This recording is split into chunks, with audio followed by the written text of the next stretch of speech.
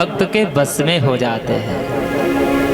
भगवान ने कैसा सुंदर स्वरूप दिखाया, नीले वर्ण के, इसीलिए भगवान श्री राम को नीलांबुज श्यामल कोमलांगम कहा जाता है। कैसा स्वरूप दिखाया, नील सरोरुह नील मणि नील नील धर श्याम लाजहि तन शोभा निरखे कोटि कोटि सतका कोटि कोटि सतका। लोग कहते हैं कामदेव बड़े सुंदर होते हैं। अरे करोड़ों करोड़ों कामदेवों को एक साथ में खड़ा किया जाए और फिर उनकी सुंदरता की तुलना किया जाए, वो भी सब फीके पड़ जाते हैं। और ऐसे हमारे भगवान नीले वर्ण के हैं, नील कमल के समान है। नील सरोरुह नील मणि, नील मणि के लिए कह दिया, उपमा दे दिया।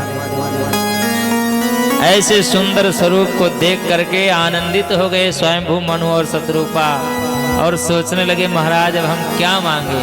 अरे जो कोई एक बार भगवान के दर्शन कर लेता है फिर संसार में उसको कुछ पाने की, देखने की आकांक्षा ही खत्म हो जाती। नाम तुम्हारा पालनहारा, अरे कब तेरा दर्शन होगा। जिसकी रचना इतनी सुंदर वो कितना सुंदर होगा, वो कितना सुंदर होगा। नाम तुम्हारा पालनहारा, कब तेरा दर्शन होगा। जिसकी रचना इतनी सुंदर वो कितना सुंदर होगा।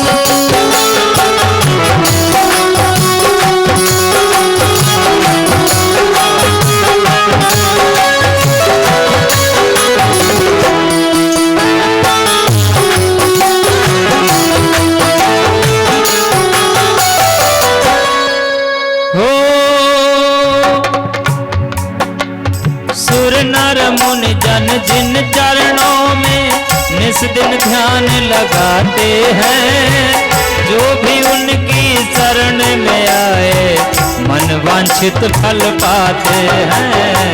मन वांछित फल पाते हैं, मन वांछित फल पाते हैं, मन वांछित फल पाते हैं।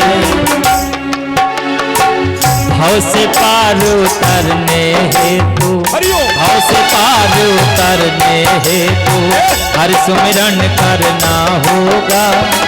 जिनकी रचना इतनी सुंदर वो कितना सुंदर होगा, वो कितना सुंदर होगा, वो कितना सुंदर होगा। तुम्हारा काटमारा कब तेरा दर्शन होगा। जिनकी रचना इतनी सुंदर वो कितना सुंदर होगा, वो कितना सुंदर होगा।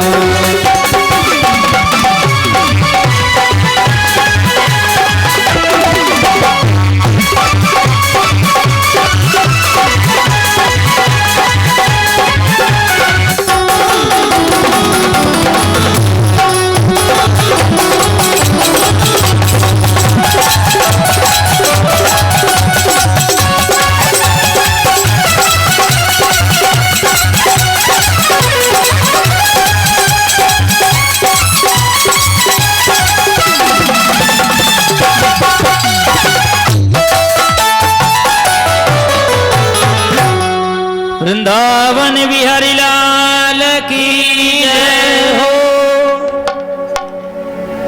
अरे जिन्होंने दुनिया बनाई है, कभी कभी किसी को हम देखते हैं तो एकटक देखते रह जाते हैं, ये जो कही उसे मुड़ मुड़ के बार बार देखते हैं, है ना।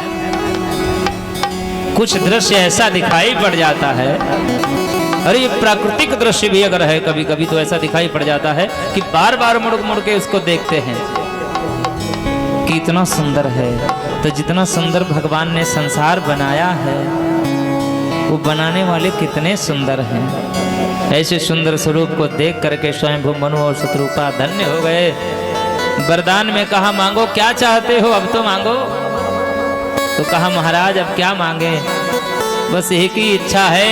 अरे आप तो अंतर्यामी हो, मेरे मन का भाव पढ़ लेते हो, सब पता है आपको, इसलिए आपसे कुछ और इच्छा नहीं है। चाहो तुम्हें समान सुत प्रभूषण कौन दुराओ, आप सब जानते हो। भगवान कहेंगे अच्छा बड़े चतुर हो तुम, अरे हमसे मांगते मांगते मांग रहे हो तो हमारे जैसा पुत्र मांग रहे हो। अब बताओ हम अपने जैसा दुनिया में कहाँ खोजें, हमारे जैसा कोई दूसरा है ही नहीं, हम ही अकेले हैं बस। आपू सरिस खोजऊं कहाँ जाई, नृप तब तनय हो मैं आई। आपू सरिस खोजऊं कहाँ जाई, नृप तब तनय हो मैं आई।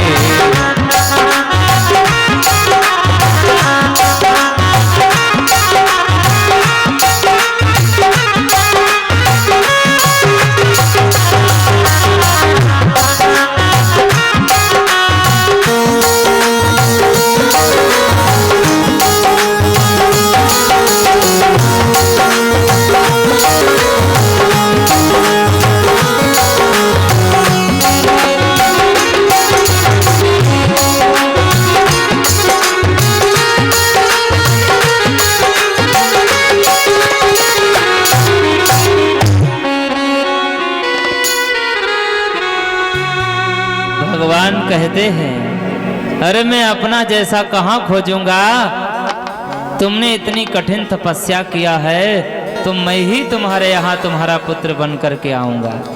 शत्रुपा मैया से पूछा, कहा माता जी अरे आपने भी तो कठिन तपस्या किया है, आप अपनी मनोकामना कहिए ना मुझसे। माता जी कहने लगी अरे जो मेरे पति परमेश्वर ने मांग लिया बस वही मुझे चाहिए और कुछ नहीं चाहिए। भगवान कहने लगे अरे चाहो तुम्हें समान सुत, अर्थात एक वचन आपने मांगा है, लेकिन हम क्या करें, इस नैमिषारण्य की धरती पर आपने तपस्या किया है और वचन मांगा है एक, तो हम मजबूर हैं, हम आपको एक वचन अकेला नहीं दे सकते। इस धरती का प्रभाव है कि 4 देने पड़ेंगे, इसलिए हम आपके यहाँ अकेले नहीं 4 स्वरूपों में आएंगे। ऐसा वरदान दिया और कहा जाओ इस कल्प के त्रेता युग में, जिस कल्प में आपने तपस्या किया है ना, इस कल्प के त्रेता युग में आपसे पहले कश्यप अदिति महातप कीना और तिनको मैं पूरब वर दीना। अरे पहले हमको उनके घर जाना है। आने वाले कल्प में जब त्रेता युग आएगा तब तुम दोनों राजा दशरथ और कौशल्या बनोगे। अयोध्या नगरी में आपकी दिव्य राजधानी होगी और तब मैं आपके यहाँ 4 स्वरूपों में अवतार लूंगा। और तब तक इस तपस्या का फल आनंद लेने के लिए सीधे स्वर्ग में जा करके राजा इंद्र के दरबार में निवास करो, स्वर्ग सुख का सुखापभोग करो। अब स्वर्ग में चले गए, स्वर्ग सुख भोगते रहे, और जब कल्प बदल गया, त्रेता युग आ गया, तो वही महाराज दशरथ हो गए और वही उनकी अर्धांगिनी कौशल्या जी बन गई। महाराज दशरथ चक्रवर्ती सम्राट हैं अयोध्या में। महारानी कौशल्या, महारानी कैकेयी, महारानी सुमित्रा, अर्थात एक नहीं 3 उनके रानियां हैं। चक्रवर्ती सम्राट हैं, समस्त ऐश्वर्य उनके पास है, परंतु एक थोड़ी सी कमी है संसार में। उनके जीवन की कमी क्या है? अर्थात गृहस्थ आश्रम में आने के उपरांत यदि संतान न हो तो समझ लीजिए गृहस्थ का पूर्ण आनंद नहीं होता है। तो अब रानियां तो 3-3 हैं, लेकिन संतान अभी तक कोई नहीं है। उस संतान प्राप्ति के लिए व्याकुल रहते हैं। एक दिन महाराज दशरथ ने दरबार लगाया और महाराज दशरथ बड़े ही ज्ञानी हैं, थोड़े नहीं, बहुत ही प्रकांड ज्ञानी हैं। जिसके ऊपर शनिदेव अरिष्ट हो, ध्यान दीजिएगा, जिसके ऊपर, जिसकी राशि में शनिदेव अरिष्ट हो, 7.5 चल रही हो या ढैया चल रही हो, शनि का प्रकोप हो, तो समझ लीजिए शनिदेव का एक स्तोत्र आता है। शनिदेव का एक स्तोत्र आता है, जिस स्तोत्र की रचना स्वयं महाराज दशरथ जी ने की है। अगर उस स्तोत्र को पढ़ा जाए तो शनिदेव महाराज तत्काल कल्याण कर देते हैं। अच्छा, लोग डरते रहते हैं कि शनिचर हमारे पर आ जाएंगे तो हमारी तो बर्बादी हो जाएगी, लेकिन ऐसा मत सोचो। शनि देवता न्याय के देवता हैं। शनि कर देते हैं कभी कभी धनी। ध्यान दीजिएगा, जैसे मान लो आपको बढ़िया मोटरसाइकिल दे दी गई, पिताजी ने आपके खरीद के दे दिया, आपको पाल पोस के उन्होंने कितनी मेहनत से बड़ा किया है, ये उनके दिल पे हाथ रख के पूछो। या जब तुम्हारा बेटा होगा तुम दर दर भटकोगे इस डॉक्टर के पास में, उस डॉक्टर के पास में, तब पता चलेगा कि संतान कितने मेहनत से सयानी होती। आपको मोटरसाइकिल मिल गई, आप तो बस एक्सीलेटर खींचे जा रहे हो, ना खुद की परवाह ना गाड़ी की परवाह है, और ले जाके ठोक दिया कहीं, फिर कहेंगे महाराज शनिचर अरिष्ट थे, देखो गाड़ी लड़ी गई। मदिरा का पान करके अगर आप यात्रा करेंगे, गाली गलौज करेंगे, मारपीट करेंगे, तो उसमें शनि देवता आपके ऊपर कल्याण करेंगे। सूर्य भगवान का प्रकाश आप जाड़े में ढूंढते फिरते थे, धूप, और वही धूप सुबह सुबह अच्छी लगती है, और दोपहर में जब तीव्र प्रकाश हो सूर्य का, तब आप निकलोगे तो शरीर में जलन आपके होगी, तो उसमें सूर्य भगवान की गलती है कि आपकी गलती है? भाई वो तो अपने तीव्र प्रकाश पे है, मध्याह्न काल है, जिसको कहते हैं ठीको ठीक दोपहरी। तो क्या जरूरत है बाहर निकलने की? छाया में रहो भाई, शाम हो जाए तब निकलो। इसलिए जब शनि देवता क्रूर दृष्टि में हो तब उनकी आराधना करो। यानी जब पिताजी नाराज हो तो उनसे प्रार्थना कर लो, पैर छू लो, नमस्कार कर लो, तो मान जाएंगे, वो तो देवता हैं। इसीलिए अगर शनिदेव का स्तोत्र जो महाराज दशरथ जी ने लिखा है उसको पढ़ो तो कल्याण हो जाता है। वृंदावन बिहारी लाल की जय। तो श्रोता बंधुओं, इस तरह से अब महाराज दशरथ ने अपना दरबार लगाया है और नीति और ज्ञान का उपदेश प्रदान कर रहे हैं। नीति और ज्ञान का उपदेश दे रहे हैं, कह रहे हैं कि हे सभासदों, हे प्रजाजनों, देखो वैसे तो संसार में सुख नाम की चीज नहीं है।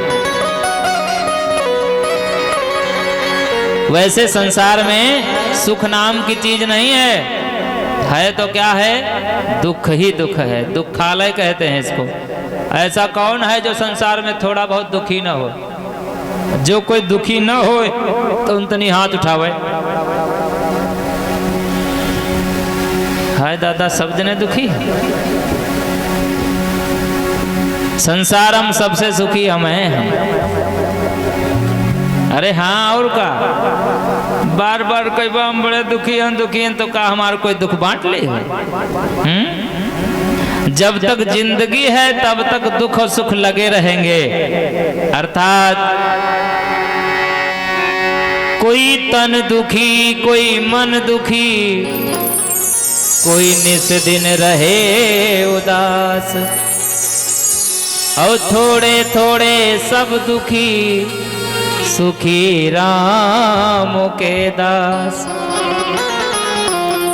तो महाराज दशरथ ने दरबार लगाया और नीति और ज्ञान का उपदेश करना प्रारंभ कर दिया और कहा, सुनो, इस संसार में दुख ही दुख है, परंतु लौकिक जगत के जो सुख हैं वो 7 प्रकार के सुख बताए गए हैं। इस संसार में लौकिक जगत में जो सुख नाम की चीज जिसको माना गया है वो 7 प्रकार के सुख। कौन से? पहला सुख जब सुंदर काया,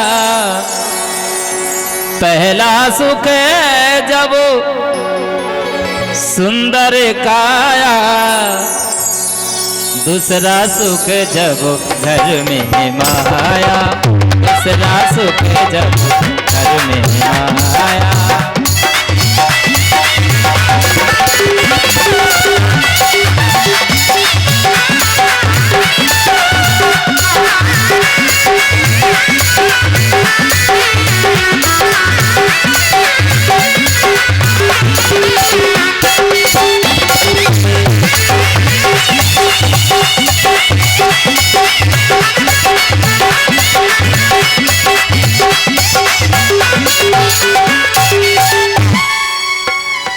पहला सुख जब सुंदर काया और दूसरा सुख जब घर में माया। सुंदर काया का मतलब ये नहीं है कि बड़े गोरे चिट्टे जिनको संसार में कहा जाते हैंडसम,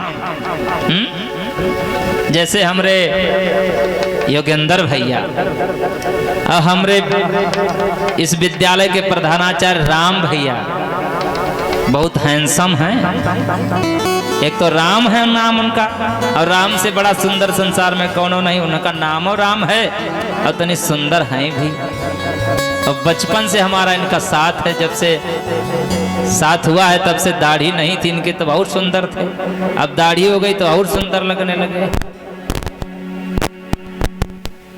तो सुंदर काया का मतलब हो गया स्वस्थ शरीर, सारे अंग ठीक हों, कोई अंगहीन न हो, जान लो स्वस्थ सुंदर शरीर वही है।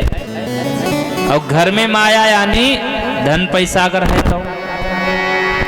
और तीसरा सुख जब सुलक्षणा नारी, तीसरा सुख जब सुंदर नारी, और चौथा सुख सुत आज्ञाकारी, चौथा सुख सुत आज्ञाकारी।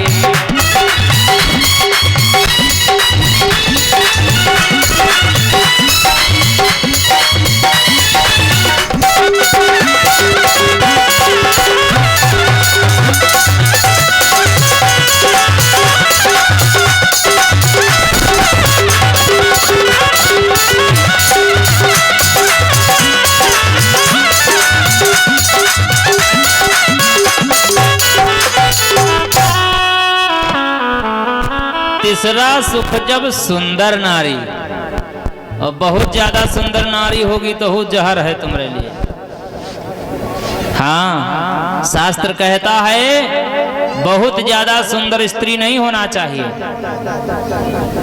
और सुलक्षणा नारी होनी चाहिए। सुंदर का मतलब है सुलक्षणा नारी। बुजुर्ग लोग कहते हैं हमारी और तुम्हारी मोछ यानी जो शान और लाज है वो कहाँ है? घर में है। अगर कोई दरवाजे पे गया और उन्होंने स्वागत सत्कार कर दिया, पूछ लिया, भले ही पर्दे के पीछे से ही पूछ दिया कि कहाँ से आए हो, पानी पी लो, बैठ जाओ, वहाँ गए हैं, अभी जब आएंगे तो हम बता देंगे, आप अपना नाम बता दो, तो समझदार आदमी होगा, चला जाएगा द्वार से।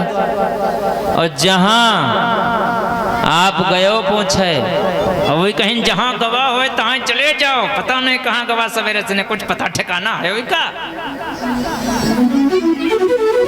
अरे दादा, जहाँ जहाँ रोगिले ने हुए, जौन आदमी आवा हो पता लगावे वहाँ जुड़ाई जाई।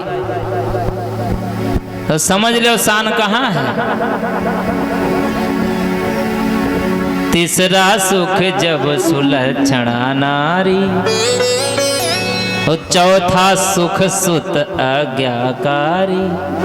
अरे पुत्र हो, आत्मा वे जायते आत्मजः, अपनी आत्मा का दूसरा स्वरूप ही पुत्र होता है, आत्मज कहलाता है।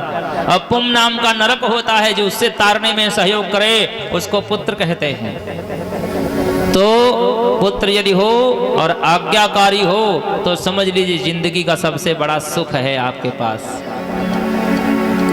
तो समझिए। और ज्यों ही इतनी बात कही तो महाराज दशरथ ने मन में विचार किया कि पहला सुख जब सुंदर काया, मेरा स्वस्थ और बलिष्ठ शरीर है, सुंदर शरीर है। और दूसरा सुख जब घर में माया, अरे धन माया की क्या कमी है, मैं चक्रवर्ती सम्राट हूं। और तीसरा सुख अर्थात जब सुलक्षणा नारी, हमारे तीन सुलक्षणा नारियां हैं। परंतु चौथा सुख सुत आज्ञाकारी, अरे चौथे सुख से हम वंचित हैं। और यह बात ज्यों ही कही तो स्वयं को भी बर्दाश्त नहीं हुई और हृदय को बहुत कष्ट हुआ, त्रास हुआ, और जिसके कारण से बेचारे मूर्छित हो गए और उसी सिंहासन पे गिर गए। मंत्री सुमंत ने उठ करके उठाया, जल का छींटा दिया कि महाराज अभी तो आप हमको ज्ञान का और नीति का उपदेश दे रहे थे, आपको क्या हो गया जो आप मूर्छित हो गए। तो कहा, हे मंत्री सुमंत, हमारे पास सब कुछ है। अरे जिन जिन सुखों का मैंने वर्णन किया वो सब कुछ है, लेकिन मैं पुत्र सुख से वंचित हूँ, इसलिए मुझे रहा नहीं गया, मुझसे सहन नहीं हुआ, मुझे बहुत त्रास हुआ। तो कहा, महाराज अपने राजगुरु वशिष्ठ जी से मंत्रणा लीजिए, कोई यज्ञ अनुष्ठान, पूजन, औषधि सेवन, व्रत, अरे बहुत से उपाय होते हैं पुत्र प्राप्ति के लिए, संतान प्राप्ति के लिए। तो इसलिए गुरु जी से अपने परामर्श तो लेना चाहिए आपको। तो आज मन में विचार किया कि अब तो चौथापन भी आने वाला है धीरे धीरे, और अभी नहीं अगर सोचेंगे तो कब सोचेंगे। तो इसलिए अब हमें क्या करना चाहिए, गुरु जी की शरण में जाना चाहिए।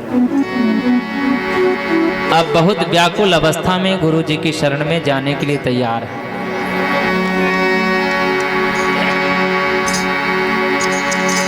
आइए दो पंक्ति सुन लेते हैं बड़े भाव के साथ में। सोहर के रूप में सुनेंगे, है ना बाबा, क्योंकि हमारे बीच में पंडित सहजराम जी मिश्रा जिनका भी आगमन हुआ है, हमारा इनका रिश्ता बड़ा खतरनाक है और इनको बाबा बनाने वाले हम ही हैं। हमने कहा आप बाबा बन जाओ, उसी में हमारा और आपका सबका कल्याण है। सबसे पहले यही हमको लाए थे अपने घर कि आप को हमने बचपन से गोद में खिलाया है। तो हमने कहा ये तो सही बात है। कहा तुम हमारे सामने खेल कूद के बड़े हुए हो, सयाने हुए हो, पढ़े लिखे हो, हमें लगता है कि तुम निमसार में भी पढ़ाई किए हो, कथा कह लेते हो, तो एक कथा तुम हमारे घर चल करके हमको सुनाओ। हमने कहा जरूर सुनाएंगे।